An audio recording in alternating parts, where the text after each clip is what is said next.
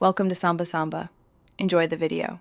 You begin by combining prerequisites with the first actionable steps. First, ensure your device is plugged in or at least 50% charged. This prevents interruptions. Once backed up to the cloud or an external drive, close non-essential apps so installers get full CPU and memory.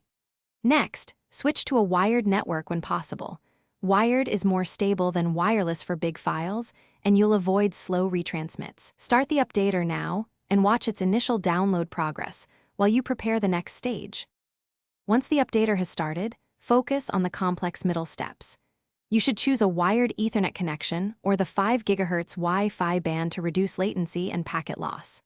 Then, pause cloud sync, streaming, and app auto updates so the updater gets full bandwidth. This also lowers I/O contention.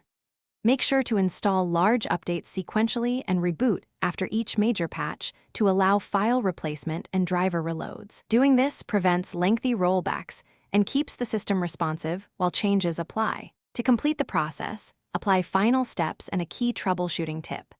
After installs finish, confirm integrity using checksums or the OS's verification tool so you avoid corrupted components. Make sure to let the system finish any post-install scripts. Do not interrupt them unless absolutely necessary. If an update stalls, try one force restart. If that fails, boot into safe mode and rerun the installer. Safe mode removes third-party interference. Keep the error codes and logs. They speed diagnostics and let you use offline installers if needed. Thanks for watching. Consider subscribing if we helped you.